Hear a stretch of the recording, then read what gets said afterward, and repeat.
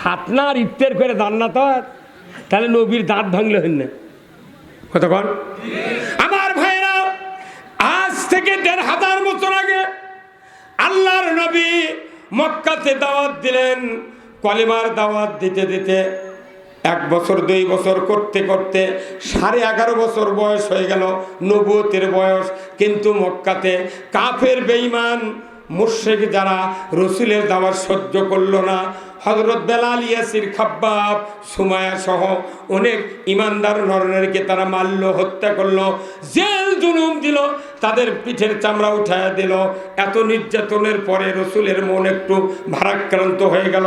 আল্লাহর নবী তার ঘর থেকে একটা কম্বল হাতে করে নিলেন, উনি নিয়ে কাবার চত্বরে চলে গেলেন। কাবার ঘরের ছায়াতে বগলের নিচে কম্বল দিয়া উনি ঠেস দিয়া আরাম ফরমাচ্ছেন। এমন সময় হযরতে খাব্বাব রাদিয়াল্লাহু তাআলা আনহু রসুলের দরবারে হাজির। জোরে কন্যা সুবহানাল্লাহ। রসুলের সামনে হাজির। আল্লাহর নবীকে সালাম দিয়ে বললেন, ইয়া রাসূলুল্লাহ, মাতা নাসরুল্লাহ, আল্লাহর সাহায্য কি আসবে না? আপনি কি আমাদের জন্য আল্লাহর দরবারে দোয়া করবেন না?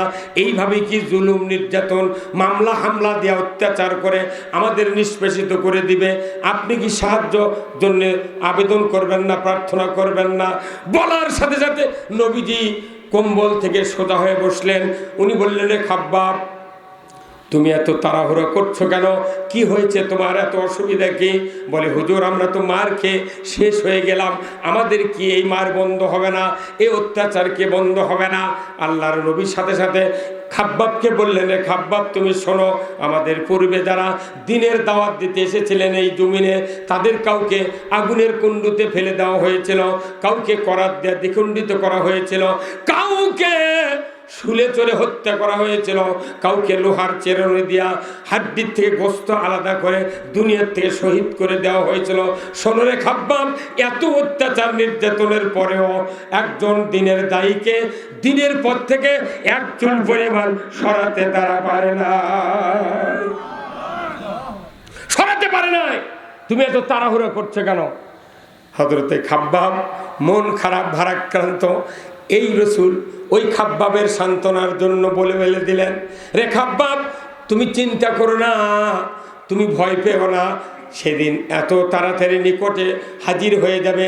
সেই দিনটা বেশি দূরে নয়, যেদিন সানা থেকে, ইয়েমেনের রাজধানী সানা আর হাজরামত, কাবা শরীফের গেট থেকে শুরু করে সানার ইয়েমেন সানা রাজধানী পর্যন্ত 1250 কিলোমিটার পর একজন ষোড়শী যুবতী যৌবনের লাবণ্যতা নিয়া সোনার অলংকার পরিহিত অবস্থায় একা একা রাত্রিতে চলে যাবে রাস্তায়, কেউ সাথে থাকবে না। আমার নবী বললেন, লা ইয়াখাফু ইল্লাল্লাহ, আল্লাহর ভয় ছাড়া কারো ভয় থাকবে না, সেদিন বেশি দূরে নয়। নবী যেই কথা বললেন, আজকে বাংলাদেশে ওই পরিবেশ কি আছে? 72 বছরের বুড়ির থেকে শুরু করে 3 বছরের শিশু সন্তান উনি মিস হয়নি।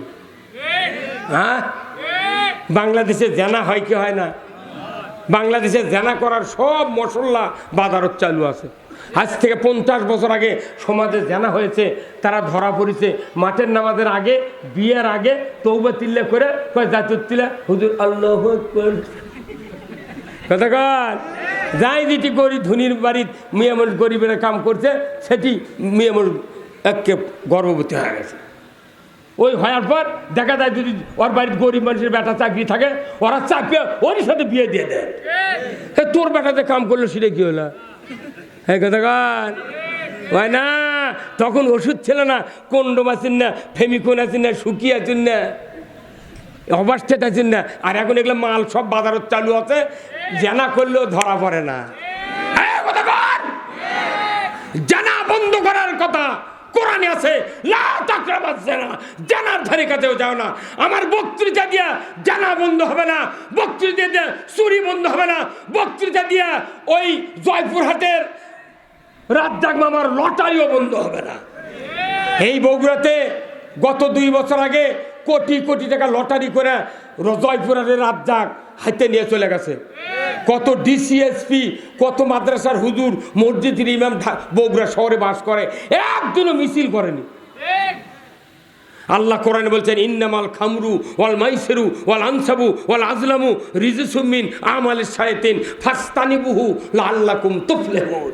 এই হুজুর আসলে নাই সূরা মায়দার 90 নম্বর আয়াত আল্লাহ বলছেন মদ জুয়া লটারি মূর্তি পূজা হারাম, ইমানদারের জন্য মূর্তি পূজা হারাম, অমুসলিম করুক ওরকম আরও এনকারেজ দেবো মূর্তি পূজা করতে থাক।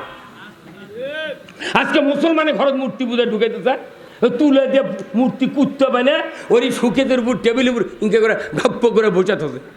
গতকালকে আমি মাহফিলত গেছি, গতকালকে মাহফিল করছি আমি উল্লাপাড়া, যে ঘরত বসতে পারতেছে দেখি বড় ধরনের একটা উনকে আছে। আমি বল তোমরা যে সর না সহ এক লাত্তিতে ফেলে দেখে আমি না বসবো। বাড়ি বাড়ি শোকের ভিআইপি পরিবার আমরা কি আছে সুখেদের মধ্যে তাকে দেখেন হাতির মালা, হাতির মাথা, বিলের মাথা, বাউর মাথা, দুনের মূর্তি মানে উঠিয়ে যা করছে। আর তাও সুখের সোজা কোনটি ঘরের মেন দরজা সোজা, যাতে বড় ঢুকলি বুঝতে পারে ই ভিআইপি লোক, তোর বাটাম ফাটাবে সুখেদের জন্য। কোটি কোটি টাকার মাল তুই সুখে তো তুলু, 1.5 লাখ টাকা সুখেজ কিনলু, 1 খণ্ড তাফসির, 22 খণ্ড তাফসির, 10 খণ্ড তাফসির একটা সুখেজের মধ্যে নেই, ওই কুল্লু প্লেট থতে, তাও সেগুলো প্লেট ভাত মাখালে ধার দিয়ে পড়ে যায়। কাঁচের গিলে টাকার জন্য সুখেজ। আমার একজন এই কথা শুনে বইয়ের সাথে মারামারি করে 1 সেট তাফসির ওই সুখেজের মধ্যে থতে, তাও কত কাপড় দিয়ে ঢাকে তো। কি বড় রে, এমন কোনো ফকির নির্বাড়ি নাই যে যেটি সুকেজ নাই, তাও ওই দুয়ার সোজা থতে একটা সুকেজের মালিক বলতে পারবেন না যে আমার ওই ব্যবহার করার জিনিস সব থাক, কিন্তু কোরআনের তর্জমা আছে, তাফসির আছে, কেউ বলতে পারবেন এটি? কে বুদ্ধি দিচ্ছেন? এই 40,000 টাকা সুকেজ কিনে আপনি একটা কোরআন শরীফ তুলেন না, আপনার সুকেজের স্যারের দাম নেই। ওরে হুজুরা কলি, হুজুরা খারাপ না। আমি আজকে বাংলাদেশে ইমান নিয়ে যদি আমরা বাঁচতে চাই, ইসলামের বিকল্প কোনো রাস্তা নাই।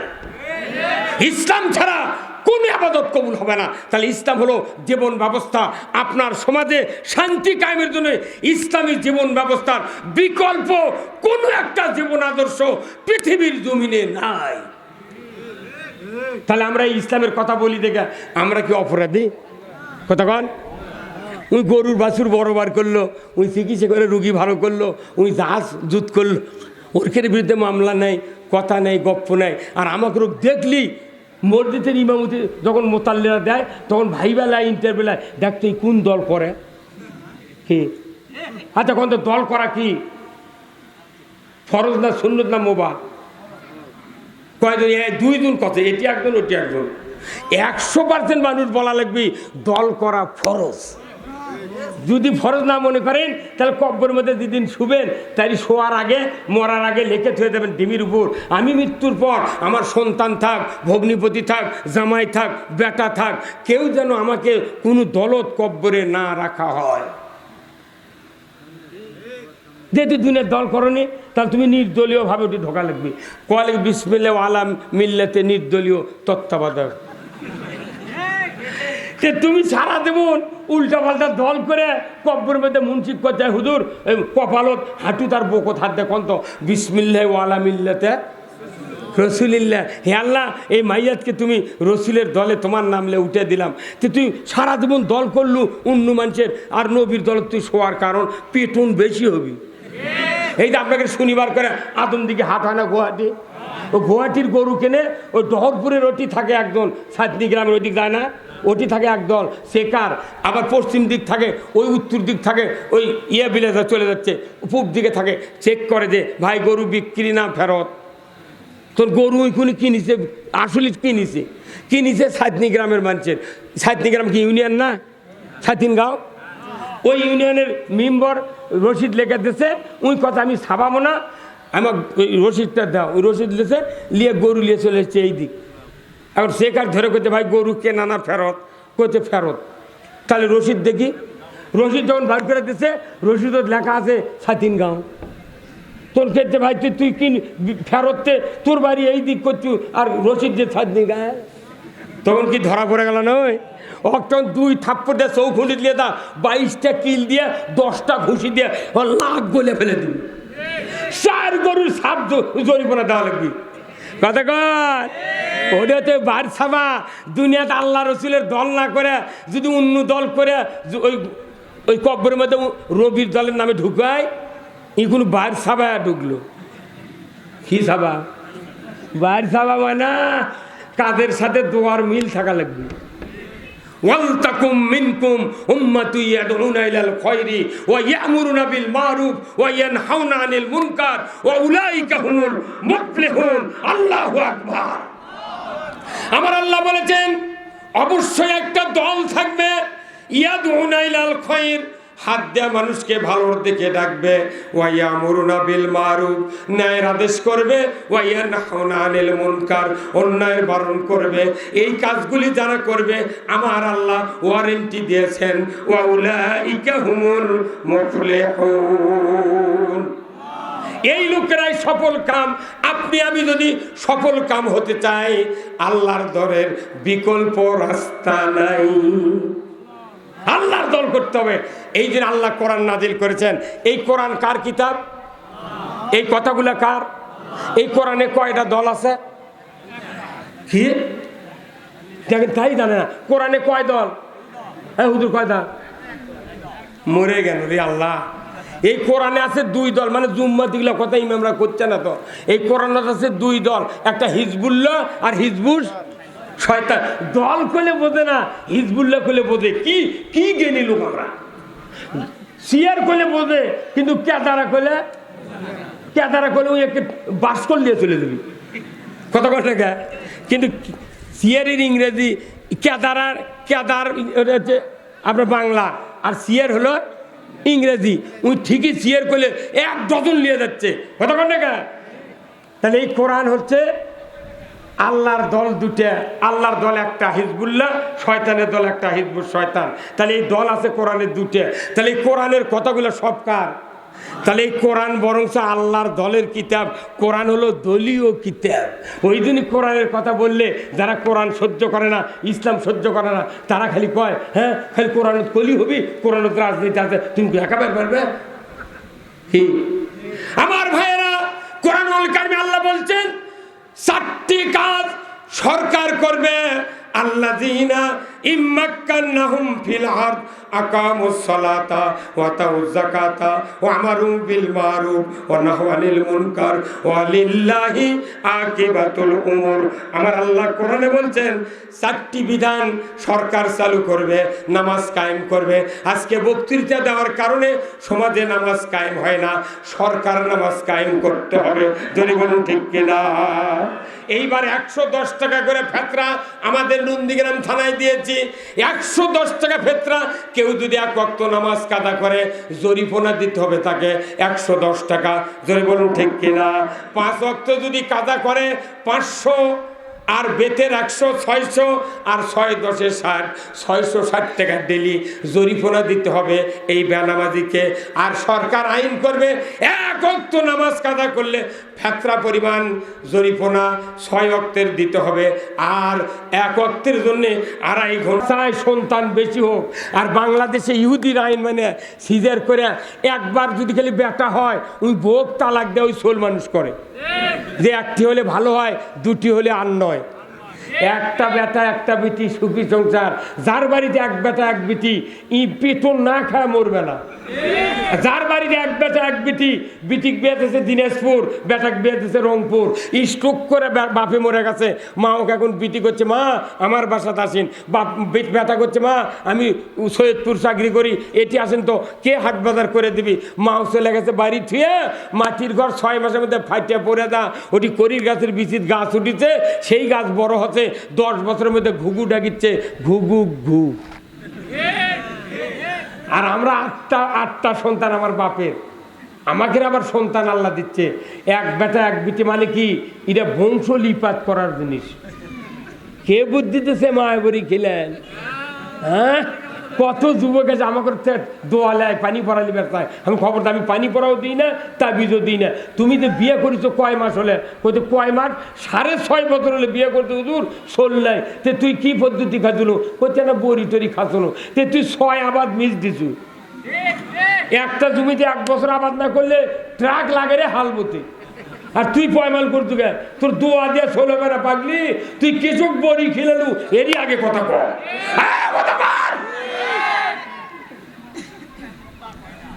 প্রত্যেকটা জায়গার দুর্নীতি চলতেছে, অন্যায় অপকর্ম চলতেছে। যার সন্তান বেশি, এই সন্তান কোরআন পড়লো আপনি ঈমান নিয়ে মরবেন। আল্লাহু আকবার।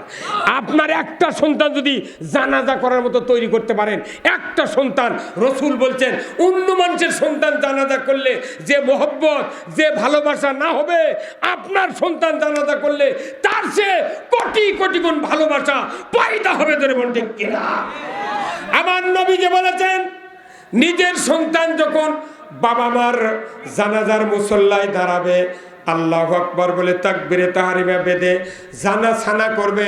এই সানা যদি অন্য মানুষের ছেলে বলে, ইচ্ছা করে যদি অনিচ্ছায় যদি সানা ভুল হয়ে যায়, সানা জানাজার সানার নিয়ম হলো জাল্লা সানাউকা বলতে হবে। কথা ঠিক কিনা? মেলা ইমাম আছে জাল্লা সানাউকা করছেই না, ওটি তো জোরে করছে না, ভুলকে ধরবি, ওই যা করে চাই আল্লাহু আকবার, কেউ ধরে বান্না পাগল। আর লিজের বেটা হলে ভুল করবি, এক সানা বলতে লাগবে 3 মিনিট, সুবহানাকা আল্লাহুম্মা, কি এইভাবে আস্তে আস্তে পড়বি। এরপরে তাকবীর দিবি আল্লাহু আকবার। এই নিজের বেটার তাকবীর কওয়া আর মানুষের বেটার তাকবীর কওয়া আকাশ পাতাল কম বাড়া। ওই নাটোরের লোক এটি চাকরি করে মাদ্রাসার, সেই হুজুর দিয়ে আপনি চাকরি জানাজা করে নিচ্ছেন, ওর দিলতে এনাও কাঁদবে না। আর যদি এক পা তুলেও আর কানো চোখত দেওয়া হয়, একটা তুলেও ভিজবে না। কথা বলে। আর আপনার সন্তান সানা হয়ে গেল, তাকবীর দিল, এরপরে দরুদ শরীফ শুরু করছে। এই দরুদ ইব্রাহিমে কয়জন নবীর নাম আছে? কয়জন নবীর নাম? সবাই কোন? 2। দরুদ ইব্রাহিমের মধ্যে কয় নবীর নাম? 2 জন নবীর নাম আছে। আপনার সন্তান যখন দরুদ পড়বে তখন বলবে আল্লাহ 2 জন নবীর নাম এখানে আছে। এক নবী মায়ের পেটে 6 মাস থাকতে দুনিয়ার থেকে বিদায় হয়ে গেছে বাপ, আর এক নবীর বাপ আছে, মা আছে, নমরুদের ভয়ে পাহাড়ের গুহায় ভূমিষ্ঠ করেছে। 14 দিন পর্যন্ত পাহাড়ের গুহার ভেতরে হযরত ইব্রাহিম ছিলেন। আঙ্গুল দিয়ে আল্লাহ মধুর নহর জারি করছে, এক আঙ্গুল দিয়ে দুধের নহর চালু করে ইব্রাহিম আলাইহিসসালামকে 14 দিন ওই পাহাড়ের গুহায় জীবিত রেখেছিলেন কে? আপনার সন্তান যদি জানাজার ইমাম হয়, মনে মনে বলবে, মুখে দরুদ পড়বে, মনে বলে আল্লাহ তারা তো বাপ মায়ের ছেলেও ভালোবাসা পায় নাই, আমার বাবা 50 বছর পর্যন্ত আমাকে লালন পালন করেছে, আমি হাফেজ হয়েছি আমার বাবার প্রচেষ্টায়, আল্লাহ শেষ বিদায় আর কোনোদিন যে চেহারা দেখলে হাজ্জাতাম মাবরুর, কবুল হজের সওয়াব, আল্লাহ এই চেহারা আমার চোখে আর পড়বে না। যে পায়ের নিচে আল জান্নাতু তাহতা আকদামিনা উম্মাহাতিকুম, মায়ের পায়ের তলে সন্তানের বেহেশত, আল্লাহ এই পাওয়ার আমি দেখতে পাবো না। আল্লাহ ওই 2 নবীর ওসিলায় আমার মা বাবাকে তুমি মাফ করে দাও। মুখে দরুদ পড়বে, অন্তরে দোয়া কামনা করবে। আল্লাহু আকবার। তাকবীর হয়ে যাবে 3য় তাকবীর, 4র্থ দোয়া শুরু হবে আল্লাহুম্মা গফিরলি হাইয়িনা ওয়া মাইয়িতিনা ওয়া শাহিদিনা ওয়া গায়িবিনা ওয়া সগীরানা। এইভাবে দোয়া যখন শুরু হবে, ওই সন্তান দোয়া পড়তে লাগবে কমপক্ষে 6 মিনিট। 6 মিনিট আর 5 মিনিট আর হলো 3 মিনিট, 5 6 11 আর 3 কত হয়? 14 মিনিট লাগবে আপনার সন্তানের দোয়া করার জন্য। আল্লাহর নবী বলেছেন, নিজের সন্তান জানাজা করতে গিয়ে যদি 1 ফোঁটা চোখের পানি যদি মাছির মাথার মতো নাকের ডগার দিকে গড়ায় আসে, নবীজি বলেছেন নাকের ডগার কাছে যাওয়ার আগেই খাটনিতেই পিতামাতার তামাম জীবনের গুনাহ আল্লাহ মাফ করে দেয়। কারণ কি? আল্লাহর নবী বলেছেন ইজা মাতাল ইনসানু ইনকাতানহু আমালু ইল্লা মিন সালাতাতিন ইল্লা মিন সাদাকাতিন জারিয়াতিন আও ইলমুহু ইয়ানতুবিহিন নাস আও ওয়ালাদুন সালিহ ইয়াদুলাহু। আল্লাহু আকবার। একটা মানুষের যদি ভালো নেককার সন্তান হয়, খালি সন্তান ভালো হয় না, হাতও ভালো হয়। যে সন্তানের হাত ভালো, এই সন্তান যদি বাবার কবরের পাশে দাঁড়িয়ে সূরা ফাতিহা একবার 3 বার সূরা ইখলাস পড়লে আল্লাহ তাআলা ওই সন্তানের আমলনামায় 30 পারা কোরআনের খতমের সওয়াব দেয়। আর এই সন্তান যদি হাত তুলে দোয়া করে কবরের পাশে দাঁড়িয়ে, নবীজি বলছেন 40 দিন পিতামাতার কবরে আযাব আল্লাহ মাফ করে দেয়। 39 দিনের